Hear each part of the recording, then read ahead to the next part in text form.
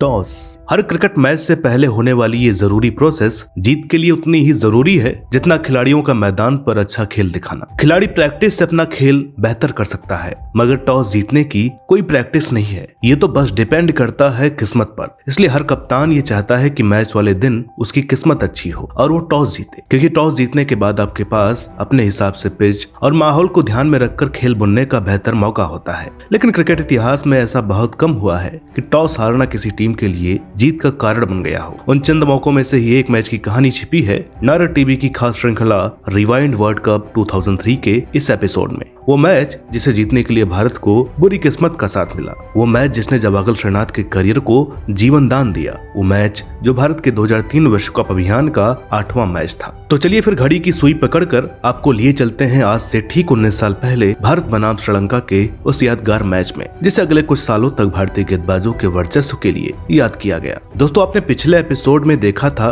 कि भारत ने शानदार मुकाबले में केन्या को हराकर सुपर 6 राउंड की शुरुआत जीत के साथ की। इसलिए भारत बेहतर स्थिति में था। ऐसी स्थिति जहां से बचे हुए 2 मुकाबलों में से एक जीत भी भारत के सीधे सेमीफाइनल का टिकट बन सकती थी। लेकिन भारत के सामने अगली चुनौती जो श्रीलंका पेश कर रहा था, वो मैच से पहले कागज और मैदान दोनों पर बिल्कुल भी आसान नहीं था, क्योंकि इस दौर की श्रीलंकाई टीम महान खिलाड़ियों का काफिला थी, जिसका नेतृत्व सनत जयसूर्या कर रहे थे। जबकि मरबन अटापट्टू, महला जयवर्धने, कुमार संगकारा और अरविंद डिसल्वा का अनुभव श्रीलंकाई बल्लेबाज को अभेद खिला बना रहा था। तो उधर गेंदबाजी में दलहारा फर्नांडो, मुरलीधरन और चामिंडावास की तिकड़ी बल्लेबाजों पर कहर बनकर टूट रही थी। खासकर चामिंडावास द्वारा बांग्लादेश के विरुद्ध किए गए करिश्माई स्पेल ने विरोधी बल्लेबाजों की रात की नींद उड़ा रखी थी। हालांकि ऑस्ट्रेलिया से अपने पहले सुपर 6 मैच में 96 रनों से हारने के बाद श्रीलंका की हालत कुछ खास अच्छी नहीं थी। इसलिए उस रोज लंकाई शेरों से भारत टीम को बहुत खतरा था, क्योंकि भारत का विश्व कप अभियान भी खराब शुरुआत के बाद अब ट्रैक पर लौट रहा था और ये मैच भारत के लिए सीधे सेमीफाइनल का टिकट साबित हो सकती थी। इसलिए एक रोमांचक मुकाबले की आस लिए भारत में क्रिकेट प्रेमी टीवी से चिपके हुए थे। जबकि 23,050 दर्शक उस रोज जोहान्सबर्ग के वांडरर्स स्टेडियम में मौजूद थे। वैसे तो जोहान्सबर्ग का स्टेडियम छोटी बाउंड्रीज और फ्लैट पिच के कारण बल्लेबाजों को मदद देने के लिए जाना जाता है, लेकिन मैच से पहले 2 दिनों तक हुई लगातार बारिश ने दोनों टीमों के मन में पहले बल्लेबाजी करने को लेकर संदेह डाल दिया था। इसलिए दोनों ही टीम नमी का फायदा उठाने के लिए टॉस जीतकर पहले गेंदबाजी करना चाहती थी और श्रीलंका ने किया भी बिल्कुल ऐसा ही। जयसूर्या ने टॉस जीतकर बिना वक्त गवाए पहले गेंदबाजी चुनी और पिच का दबाव लिए सचिन सहवाग की सलामी जोड़ी ओपनिंग पर उतरी। लेकिन भारतीय पारी शुरू होने के कुछ देर बाद जब पिच से गेंदबाजों को कोई मदद नहीं मिली और बल्लेबाजी के लिए पिच स्वर्ग लग रही थी, तब भारत का टॉस हारना वो खुशकिस्मत पल लगा जिसका जिक्र हमने शुरू में किया था। सहवाग और सचिन ने संभल कर खेलते हुए वास का पहला स्पेल निकाला और फिर निसंकार फर्नांडो को आड़े हाथों लेते हुए पहले 10 ओवरों में ताबड़तोड़ 70 रन बनाकर भारतीय टीम को करिश्माई शुरुआत दी। इसके बाद अब तक शांत लग रहे सहवाग ने भी हाथ खोलने शुरू किए और जयसूर्या के ओवर में 2 छक्के लगाकर श्रीलंकाई खेमे में खलबली मचा दी। हालांकि मुरलीधरन को बड़ा स्ट्रोक लगाने के चक्कर में सहवाग 66 रन बनाकर आउट हो गए, लेकिन तब तक सचिन और सहवाग की सलामी जोड़ी 153 रनों के रिकॉर्ड साझेदारी कर चुकी थी। फिर नंबर 3 पर बल्लेबाजी करने आए कप्तान गांगुली ने पिछले मैच की फॉर्म को बरकरार रखते हुए तेजी से रन बनाने शुरू किए और सचिन के साथ मिलकर दूसरे विकेट के लिए तेज 62 रन जोड़े। सचिन धीरे धीरे अपने 35वें शतक की ओर बढ़ रहे थे, लेकिन डिसिल्वा की एक गेंद पर सचिन की एकाग्रता भंग हुई और वो 97 के स्कोर पर संगकारा के हाथों कैच आउट हो गए। जब सचिन का विकेट गिरा तो भारत पारी के आखिरी 10 ओवरों में एंट्री कर चुका था, इसलिए बड़े स्ट्रोक लगाना जरूरी था।